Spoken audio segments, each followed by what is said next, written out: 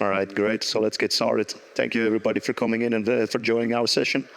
And thank you, of course, for the other VMware people as well for attending the user call in Belgium. We will talk about indeed how can unlocking seamless security and efficiency, so actually just the power of integrating Okta with VCF. So first of all, who are we? My name is Maarten Kous. I'm a end-user computer architect and a partner at Comdivision, fully invested in everything what end-user computing is, not anymore just only VMware focused, but now broadening my horizon with everything Microsoft has to offer now from AVD and things like that. And that's what I do from one day to day. With me, I brought from Germany, Jens. That's why this session is in English. Goedemorgen. That's it, literally what I can speak in Dutch or Belgium. So, we can do the session in German as well, but I think it's best for all of us to do it in English. So yeah, my name is Jens Hennig, work as a partner at Comdivision as well. I'm by myself an EUC architect as well, did my VCDX in EUC. But in order to run EUC, you need to have a really solid platform. So therefore, you need to do vSphere and all the other stuff. And this year, because last year we were always very EUC centric. This year we thought might be a good case to talk about the platform underneath and about how to secure this platform with Okta. And hope you're going to enjoy the session with us, like hopefully we do as well here from the stage.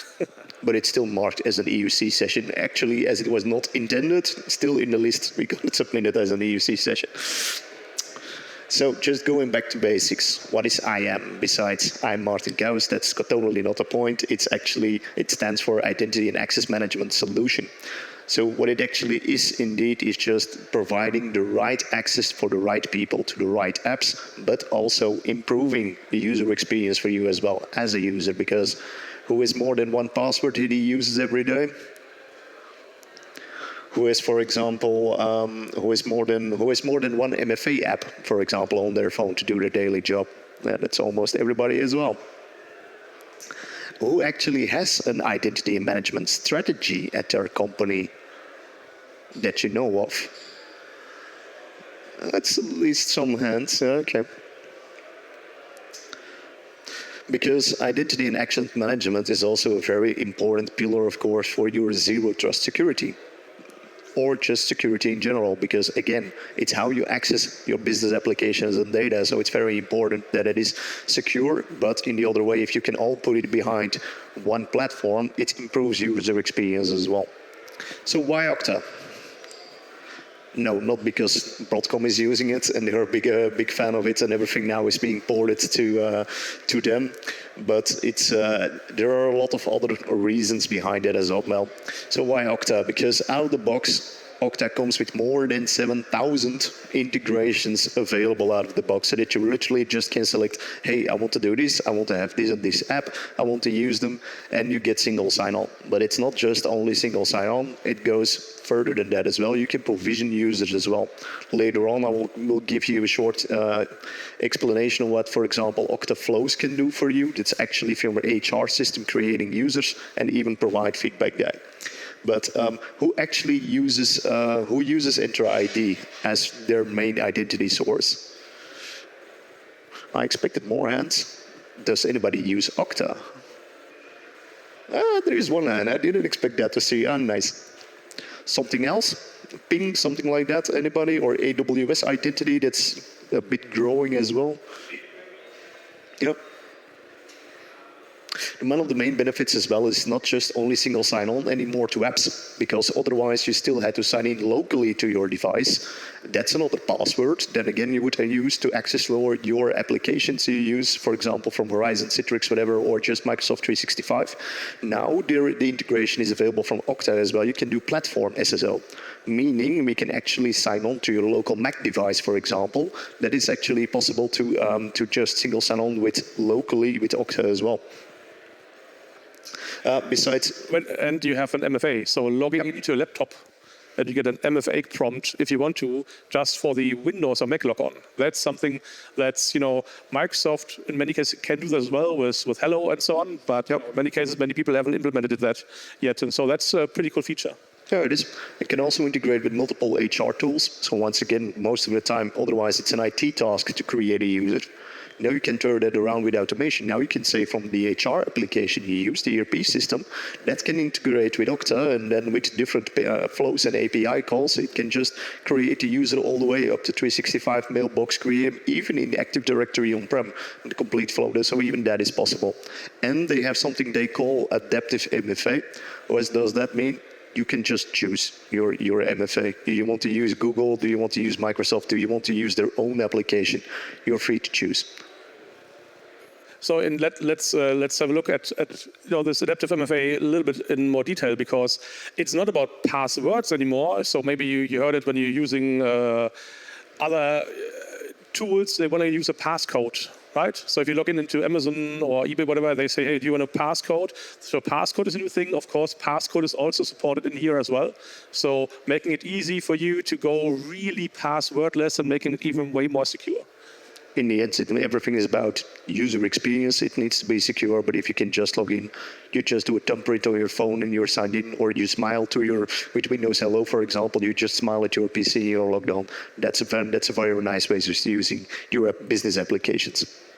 So platform single sign-on, for which platforms is it now actually available? So it's available for Windows, of course. macOS is now supported as well, quite easy actually to set up. And from the site, they say that's it. It's not true, because I'm a huge fan of Agile as well. From the team clients, they're downstairs as well. With Agile, it works as well, so that you actually can log in locally to the device as well. It's quite very easy to set up as well. And now even the onboarding as well. So like you would have with Autopilot, you just enter your email address. It does auto discovery. It can now exactly do the same as well. And a small sneak preview. So we will later on in the session show you how to attach vCenter with Okta. Literally the same process applies to Agile as well. So, there's a very good KB article for Agile, but if you know and understand what we're doing with vCenter, literally the same stuff is going to happen to Agile. So if you're interested. Yeah, it's for all the stuff as well. If you have any questions, just come to us after the session. We're always happy to reply. So, and of course, Okta, again, it opens you the choice. It can integrate with a lot of MDM systems as well. So who uses Intune? Almost everybody. That's what I would expect it. Can also integrate with Workspace ONE UEM. That's an option. And also, if you just, that's more for the graphic designers only, that use probably the most Apple devices, but Jamf is only just purely Mac, that's it. But it even integrates with that. So you have a variety of options. So you can enroll Android, whatever you want, iOS, Windows, that's all possible. One of the biggest strengths of Okta, like I said before, from the HR system, is actually Okta flows. And why is that? Because you can define your own flows where you can say, hey, for example, in this example, we go actually from our HR system, we go based on a connector, we go to Okta. From Okta, indeed, we say, hey, please create users for me in Salesforce, Slack, Office 365, Box, and so on, and a lot more. But what it also can do is it can also provision the users in Active Directory. Now, the other way around, we can sync the settings we created, for example, from Office 365, if we created a mailbox. That information is, of course, stored in Active Directory as well. And the other way around, we sync it back to the HR system. So that the email address or telephone, whatever, all the systems you have in place, you feed it back as well. So it's not only just, hey, okay, great, I have an integration flow that is feeding. No, it does sync back as well. The great benefit about this complete system is, besides all the time improvements and everything like that, it's also for onboarding people.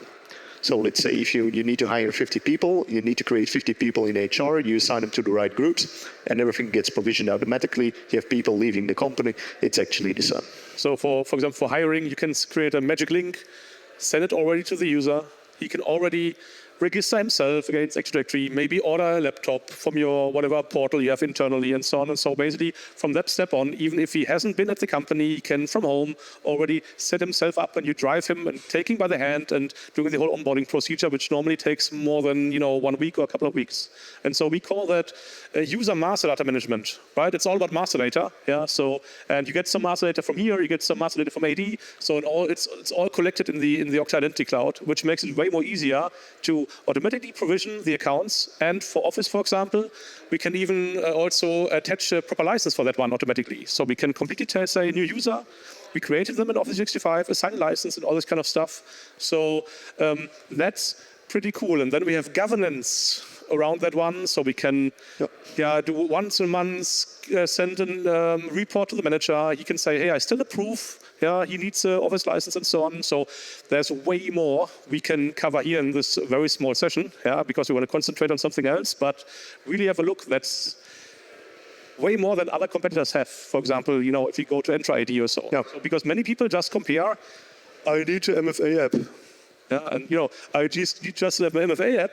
That's everyone can do that. Yeah, but it's in the end how easy it is to set up. What is the ecosystem around it? That's where Okta really is one of the first choices. Yeah, true. So actually, we are proposing to actually attach vCenter to the public internet to single sign-on because Okta is not available on-prem. Okta is only a cloud-based solution. So you can think, hey, are you nuts? No, I'm not going to. No, how can we, of course, Jens will explain in a few minutes how we can actually integrate it. But no, we can say if you want to have access to this specific, for example, for vCenter, we can limit it to an IP address where you're allowed to do it from. So let's say the main office itself or a few site offices, that's possible. Of course, we can trigger MFA based on that. Also say how long the authentication token is active. And of course, we can do conditional based access based on your platform of your choice. So if you're using Intune, for example, your device has to be compliant, otherwise you won't get access, for example. So you get actually more security than that you would not use it. So we have a few options indeed. Okay, how can we set up single sign-on within vCenter? The one that is mostly known is actually indeed Windows. I think everybody does that. It's the easiest option. You can indeed just integrate it as an integration. I hope nobody uses ADFS. So who wants to use ADFS? Who wants to set it up and maintain it? Anyone volunteering here? ADFS? Come on, it's nice technology from 90s. Yeah. Yes, it's you can use it. It is working, but it comes with all the limitations. Yeah, in many cases it's still on-prem. Yeah, so you need to open it up from to the internet in order to work with it. Yeah, so then you have to protect it. Microsoft even says they don't see a huge future for it, so they will probably force you, like with Exchange, to go to Entra. For Microsoft, it's all about cloud consumption. Yeah, so they don't want you to use ADFS anymore as well. So and you can see it, right? They're not making it really nice to make it work. So yes, that is an option that's in there vCenter since years. Yeah, but we were always complaining, let's do something modern. I want to do modern authentication. I want to do really, make it easy. And they haven't even managed to do this since years to integrate it with their own Works as one. Yeah. So finally now we have the first integration with Okta. Ta-da! Yeah. And that's something we want to concentrate today on. And don't get us wrong. Yeah. That's not, for me personally, that's not really an option. That's mandatory, right? You don't want to use local user accounts on your vCenter. You really, really, really want to make sure you have this attached to your directory to make sure who's logging in and doing that. But on the same time, we maybe have external people connecting from home or whatever. You want to make sure that's a multi-factor in front of it. That's why we want to use Okta. If we already have an identity provider, makes sense to use it. So, yeah, we thought, hey, that's cool. Let's do a live demonstration on how to integrate it. And I can tell you, no, we're not going to do it. So, we built a lab and we tried it, but there's obviously in live presentation so much that can go wrong, and what can go wrong will go wrong at least at a VMAC.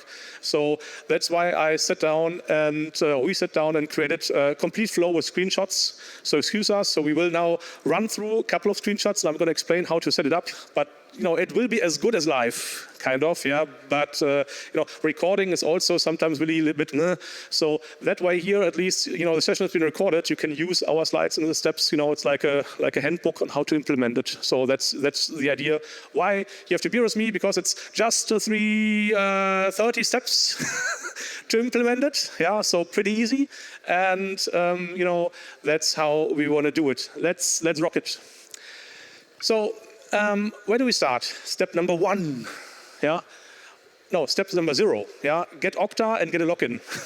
Yeah. So once we have Okta, yeah, and the Okta portal and login, and as an administrator, we simply log in, and we go there from our side menu to applications, because that's what we want to do. We want to add an application to Okta, because vCenter would be simply just another application we want to use for MFA and for user provisioning. So the goal is here not only to add multi-factor authentication if we want to, yeah, so this whole conditional-based access stuff, yeah, to our vCenter. At the same point in time, we want to also provision users. So once a user is in a certain group in Okta, we want to automatically force it down and push it down to vCenter.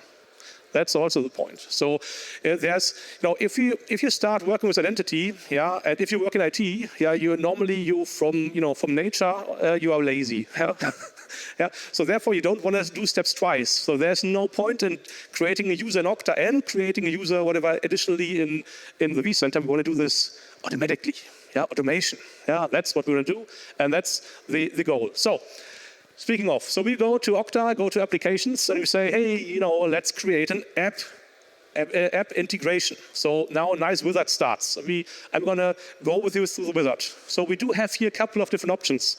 So when we do talk about SSO, we normally have to talk about OIDC, OpenID Connect, SAML 2.0, or Federation, or API service integration. So luckily, VMware finally supports a real OpenID Connect endpoint, so we can use that one to connect our vCenter. So that's what we're going to do. So OIDC. When we go for OIDC, then we have to define what kind of application do we have. Is it a web application, a single package app, or a native app? That's something like natively in Okta. The only difference is when we have a web application, we do exchange the tokens with those web applications. So we send something, we expect something back, and so on. That's not going to happen and not going to work with vCenter. So vCenter is basically for us a native application. So basically, we will ask the device to provide certain information. So we grab the username, whatever, from the device and use that one for the authentication. So it's basically Okta talking to the device rather than basically to the vCenter, kind of. That's the difference when we talk about native and web integration. So we do that, and we gave it a nice name, upload our nice logo, so that everyone knows, hey, it's vCenter. We know this from logo. And now we have to define the grant types. So we want to go for an authentication code, refresh token, and resource owner password. That needs to be set in order to make it work. And next, we need to integrate here our sign-on redirect URL. That's basically the URL from our Okta tenant. So that will be our Okta Cloud tenant in here that we basically will use in here, because that will be the, that will tell basically your device where to check in back and send all the information. So we will want to have the information sent to our Okta tenant, because he will handle everything else. So from the assignment, that will be the next question. We will skip the group assignment for now. We will do the group assignment later, because we're going to use SCIM 2.0 to provision users. So that gives us a nice application. So that's how an application afterwards looks like in our Okta dashboard. So we will need certain things to configure, and we need certain information out of this application. So we see name was set, and we said we want to use OIDC. So we need to set the authentication to client secret, and we uncheck PKCD, proof key for code exchange, because that's not supported. So we uncheck that one. So platform as well, we do need it. For Agile, probably we would need that one. For Agile, we leave it checked if we want to integrate Agile, but not for vCenter. So next, we're gonna generate, it's normally automatically generated, a new client secret. That's basically the secret we're gonna exchange with our devices in order to make sure, hey, that's kind of authentication. Who are you? You know the secret. Okay, I'm allowed to speak with you. So we can regenerate one. Normally it's creating one directly when I go through this wizard. Next part, you see, that has different tabs. We were on the general tab, so now we go to the assignments tab, and now here we're going to assign our groups. So I go to groups, assign, and that's basically an Active Directory group, or an Okta group. So it can be an Okta, local Okta group, or in most cases it will be an Active Directory group. So that's basically a group in Okta linked to Active Directory that contains all my users I want to give access to my vCenter server. So That's what I need to add. So these users are assigned. These users can later on use the single sign-on at MFA. So users need to be inside this group. Yeah. Good. Now, time for VMware. So we're done with the first implementation of the app in Okta. So it was pretty easy, right? 3, 4, 5 steps. Yeah. Application created in Okta. So now we go to our vCenter server. Log into our vCenter server, and we go to single sign-on configuration in the options of the vCenter server. So in here, we change our provider. Yeah, and here you see, yeah, the provider supported currently are Microsoft ADFS. We talked about that one. We don't want to use that. No one wants to use ADFS. We want to go for Okta. Hey, and that just came with vSphere 8.1 update, whatever. Yeah. So I think 8.1 update 1, whatever, something like that. So you need to have if you're running kind of the latest vSphere implementations, then it will be available for you. So no support for vSphere 7. So if this shows you have your devices patched. If it doesn't show up, yeah, you have some work to do and patch your devices. So we go in here, gives us a nice new wizard. Yeah. So we go here and do the pre-checks. Very important. So is it really needed for our Okta implementation? No. But this pre-check tells you, is your vSphere environment ready? Is there something, whatever, in the configuration wrong that needs to be done in order to make it work? Because otherwise, if you don't run the pre-check, it won't tell you. And it will simply let you configure everything, and guess what? It's not working. And then you start your troubleshooting, and this makes your life way more easier because running pre-check gives you a list what's probably wrong, and you have to check it, fix it, and then you confirm, I have done all the pre-checks and everything is working, and we can go next. So we define our directory name, give it a name, Okta directory. We have to enter our domain names, so a local AD domain name in here, and then next would be how long is the token lifespan. 6 months is the default. So depending on your security level, you can leave it like that. You can expand it. You can reduce it. So how long would be the token you generate right now be available? And last point of view, and that's the most important one, here you have to enter your Okta details. So here, redirect URL would be your, I graded out, is going to be your the URL of your Okta. So it will be your Okta server /federation/t customer auth response OAuth. That will be the OAuth, open authentication endpoint from Okta. Name would be Okta. Client ID needs to be generated. You can generate it. Shared secret. That's something we got from the step before. And then the open ID address again will be your Okta environment, so your Okta address. So that's been set. We say next. And here you can see previous step from the Okta console. That's how we get the client credentials we generated. And that's how we generate the client secrets. So it's been generated from Okta, just need to paste it in here. And that gives us a review page. We entered in here, so we can see these are all the different settings we have. So we say finish. And we copy out certain information out of this review screen. So what we're going to need is later on our tenant URL, and we need some redirect URLs later on the next steps. So make sure you copy some stuff. I have this in here. Yes. Step number 15. Go in here in this review screen, copy out your redirect URL and your secret token. And so now you have everything in, kind of everything configured in your vCenter. We go back to the Okta. So in Okta, we go back and update our redirect URL in our application screen. So because our Okta now needs to know where to speak to, so this will be the target URL we want to speak to our vCenter. So that Okta is able to start basically the vCenter service session and exchange the token. Next, we're going to create a new integration with SCIM. So basically, what we did so far, let's do a summarization. So what did we do so far? We created the app in Okta. So telling Okta you need to do OIDC. That's basically your client secrets. That's your client ID. You need to speak to this server, which will be the vCenter server. We went to the vCenter server, integrated here or finished here the whole integration part for Okta. But what's missing?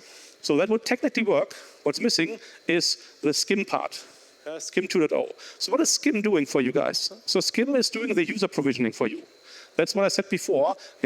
We want to make sure that all the users that Okta knows are automatically being provisioned inside our vCenter server. So if a new user comes in, so let's say Martin is going to join me in my home lab, as an administrator. I add him to the AD group. Okay, maybe you're going to break stuff anyway. So you're going to get read-only maybe. So anyway, but I put you in the right group.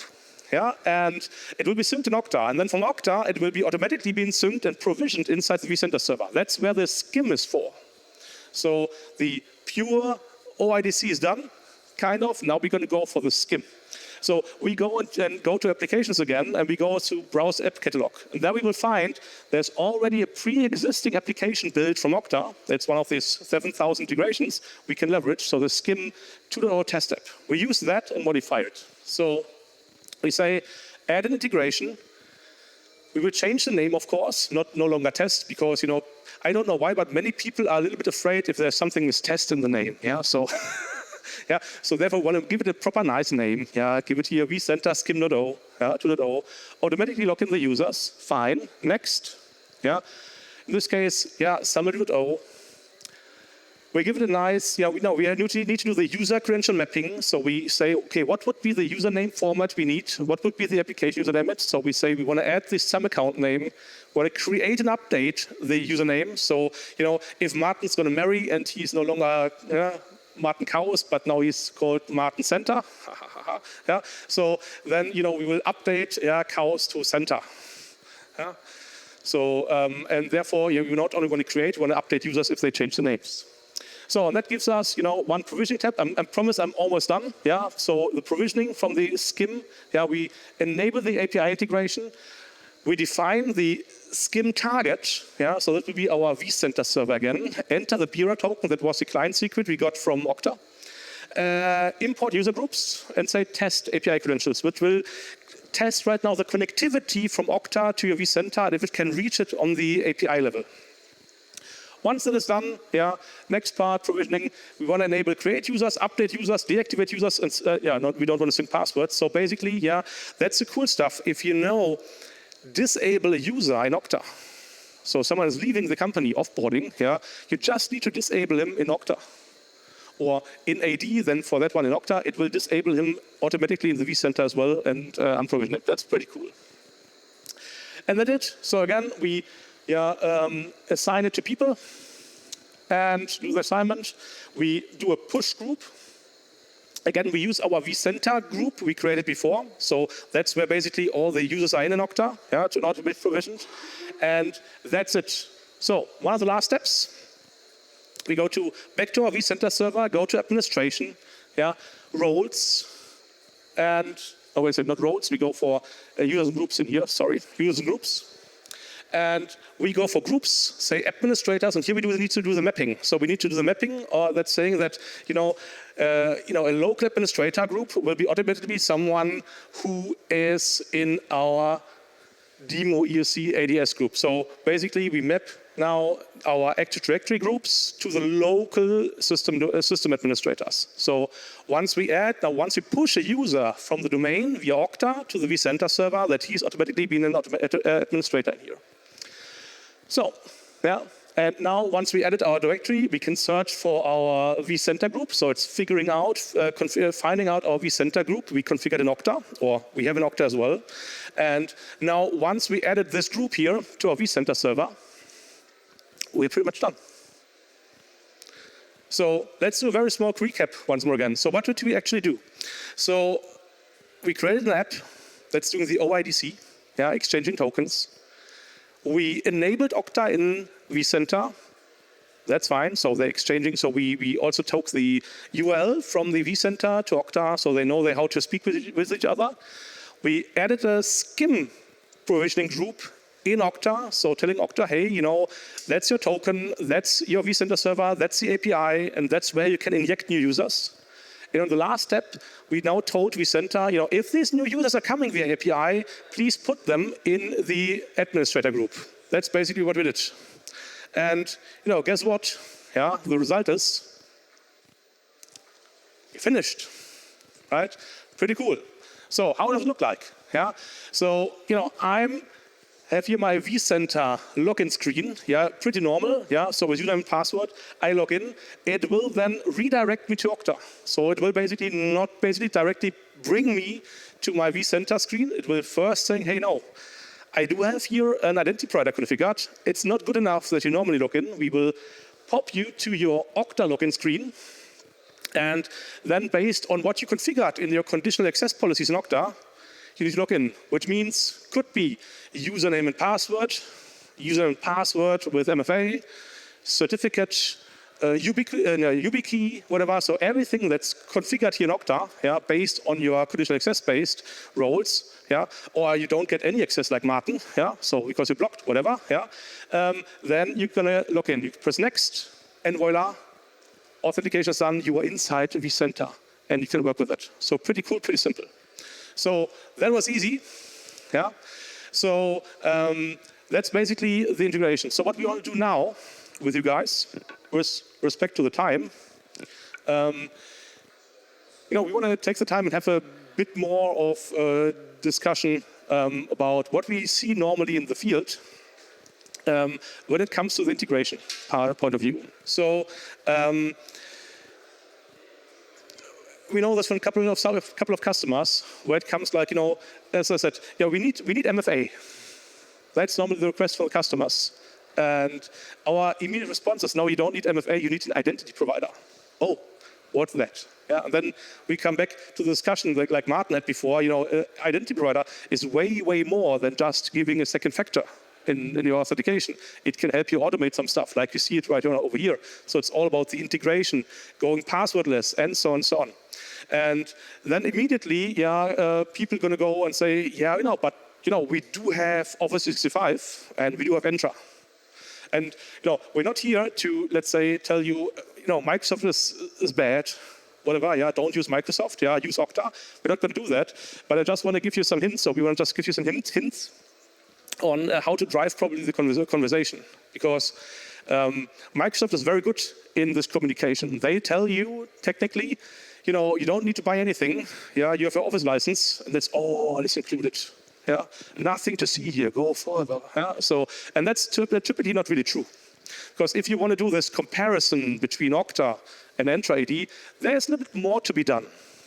Right? So if you really go for this, conditional-based access rules, and if you want to dig in a little bit more deeper, like, the risk level, yeah. So what we can do in Okta as well, we can authenticate you based on your user device risk and so on. Yeah, that's something that's all in Okta. You don't have that in the basic licensing of Microsoft. So if you want to really go that and be comparable with Okta, with all these things like with governance you have and so on, you need to go on Microsoft side for an E5 plus security license. So, E5 and additionally advanced security, or how it's called, license. That basically gives you a comparison, or like a comparative offering than what Okta is offering as well. What I want to add is keep in mind in Okta, I know maybe it's only for big enterprises.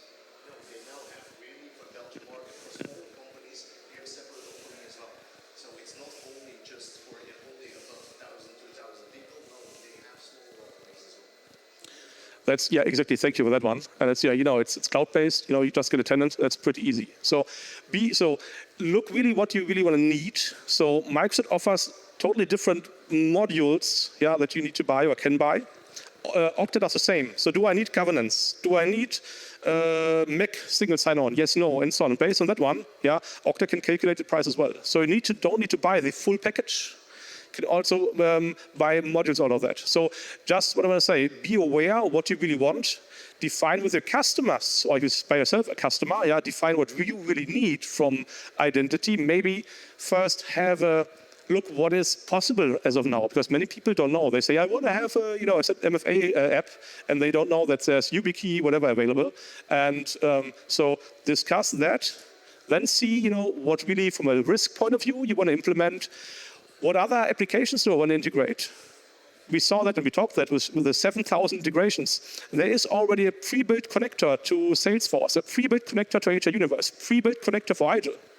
So that's all not existing at Microsoft. Most of the Microsoft stuff is custom built. And they will tell you, yeah, we can do this. Then the question is, okay, but how long does it take? I can do literally everything, yeah, just, maybe I need training for, API, I need training for this programming language. So technically, that's all possible, yeah, and give me 5 years, I have it, yeah.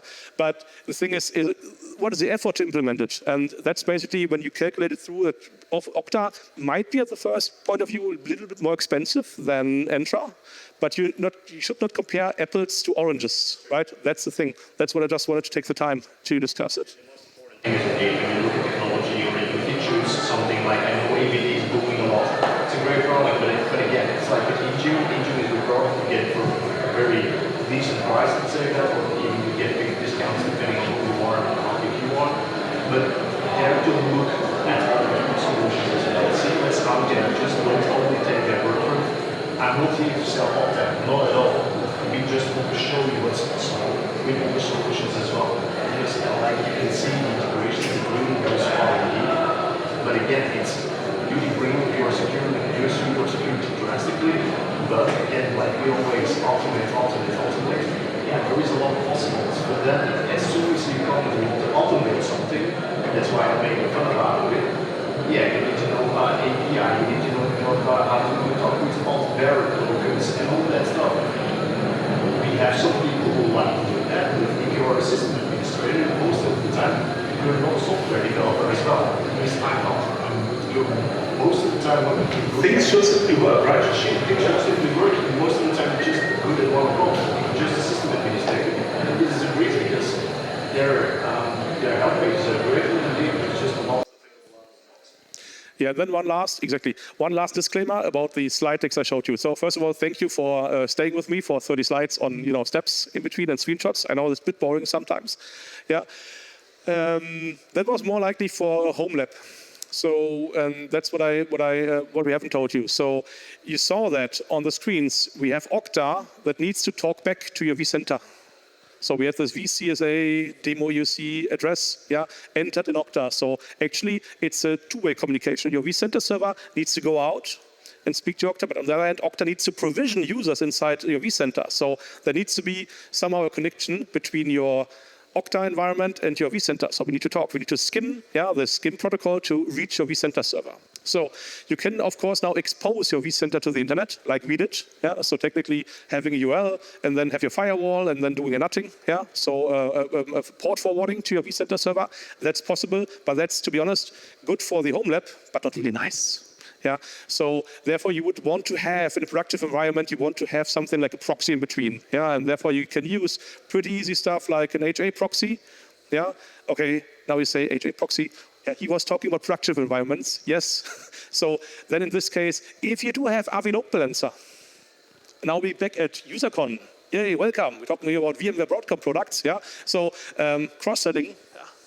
Yeah, so I collect my money afterwards. So, but anyway, so if you're using the AV load balancer, that would be a perfect proxy. Yeah, you put in the DMZ, which can basically put up the request from the Okta system and pass it securely to the vCenter server. So there's no really a need and not really a high risk in building this kind of stuff. But just that being said, if you want to go for identity provider, so if you want to go for MFA, you need to open it up anyway. Yeah. So even if you go for ADFS, as I said in the beginning, yeah. So if people connecting from the outside world, whatever, anyway, yeah, it needs to be reachable from the internet anyway. So there's no, that's a requirement anyway. And so you have to see how to make it secure.